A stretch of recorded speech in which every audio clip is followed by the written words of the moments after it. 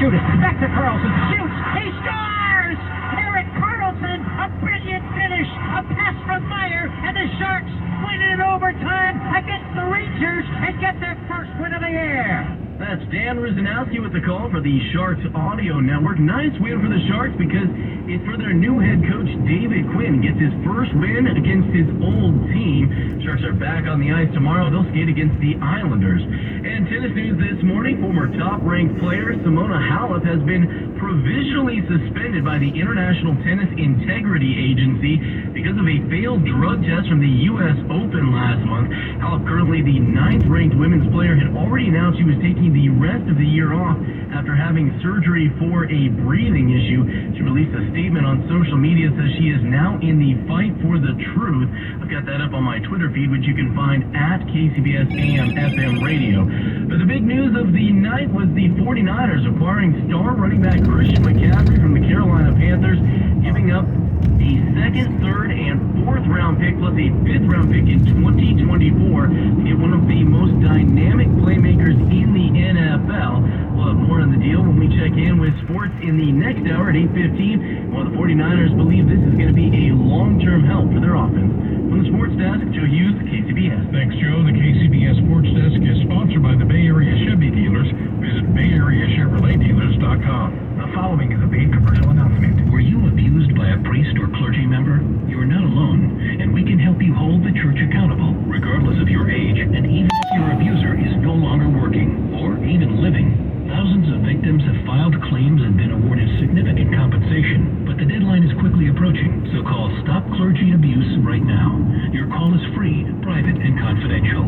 Even if you don't remember the abuser's name, we may be able to help, but time is limited, so call now. Catholic dioceses have paid more than $3 billion to victims, with the average national settlement at $268,000. In parts of California, the settlements are much higher. Call 855-43-ABUSE now, or soon you may forever lose your chance to file a claim. You can't change the past, but you can be compensated for it. Call 855-43-ABUSE. A representative is standing by to help. Call 855-43-ABUSE. That's 855-43-ABUSE. When people have a craving to explore new and traditional Asian cuisines, they head to P.F. Chang's, where scratch-made dishes come from the 2,000-year-old tradition of wok cooking. P.F. Chang's wanted to explore new possibilities for their website. They turned to AmericanEagle.com. AmericanEagle.com re-architected P.F. Chang's website, integrating multiple third-party systems to create a unified digital experience. The results? Improved page speed and performance, personalized content based on users' location, intuitive online ordering, an increase in organic search visibility, and a 40% increase in new users. For scratch-made Asian cuisine, visit your local P.F. Chang's or go to pfchangs.com for website design, development, digital marketing, and hosting that produce efficiency, revenue, and results. Visit AmericanEagle.com. P.F. Chang's and AmericanEagle.com. Another example of the best businesses in the world, turning to the best in the business. Approaching a railroad crossing. AmericanEagle.com or call 877-WEB-NOW1. That's 877-WEB-NOW1. This September, make sure your emergency plan includes clean, affordable solar power from Goal Zero. Goal Zero generators and home backup systems can power your fridge, freezer, lights, Wi-Fi, TV, and more. Learn more at GoalZero.com. Gonna check out traffic and weather together. Where would you like to start this time, Kim? I want to know what's so funny. I hear the smile in your voice, but okay, we are looking at traffic on westbound 92, so the San Mateo Bridge. You are inching along. It's not horrible, but it's definitely slow as you come into Foster City. Then it becomes more congested. The reason it's a long-standing stalled rig, and it's on the ramp. Approaching a railroad crossing. North 101. They think that they may have it cleared probably in the next 10 to 15 minutes. We'll see how that goes, but the right lane of that transition ramp to North 101 remains blocked at this hour. Let's take another peek at the Santa Cruz Mountains and see how we're doing. Well, it still looks tough, but it is loosening up.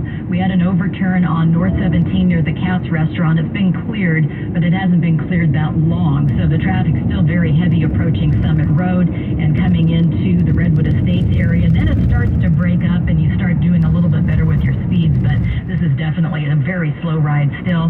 No change with the situation on northbound 680, long-standing big rig accident. Sonoma, this is right at the 84 interchange. This vehicle, the big rig, has been hung up on the K-rail, that guardrail area, so it's taken a long time to clear. We have northbound 680 completely shut down. Traffic is being forced onto eastbound 84 still. Your next update, 7:58 on the traffic leader, KCBS. Mancini Sleep World 6-day forecast now. It's calling for partly to mostly sunny skies with cooler temperatures today. Highs just getting into the low 80s. We cool down further for the weekend under increasing clouds and the possibility of a shower or two tomorrow morning. On Monday, we will be partly to mostly sunny with windy conditions and elevated fire danger, then another slight chance of rain on Tuesday and Wednesday. Highs at the beginning of the work week just into the 70s. Traffic and weather together on the 8s on All News 106.9 and AM 740 KCBS. And traffic and weather this time around sponsored by Goal Zero.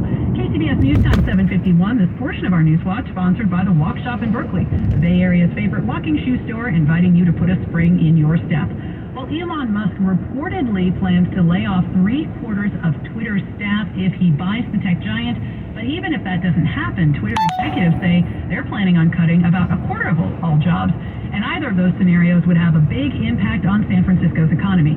So for more, we're joined live now in the News Center by our insider Phil Matier and former San Francisco Mayor Willie Brown. Willie, what will this mean for San Francisco? Is it the end of the reign of tech in the city? Coming to an end anyway, the way in which they're not coming back to work, even after being shut out since March of 2020. So it shouldn't surprise anybody. I'm guessing that what Elon Musk is doing is simply eliminating jobs that are not filled, period. Or, like the people who work for San Francisco, it takes 255 days to get a job in this town. You can't get a permanent job for the city.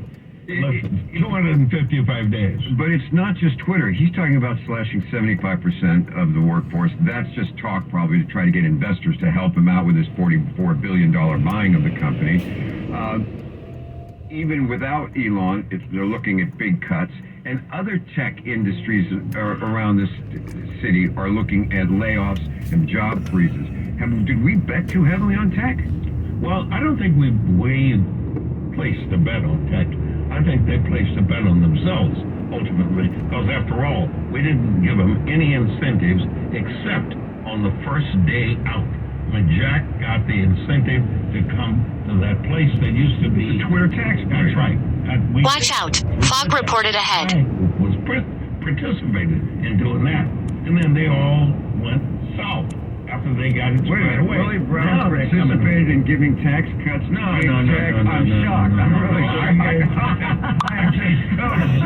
I gave an incentive to people to move into San Francisco and locate here and invest here, and they have done that, and it has in every way enhanced the city.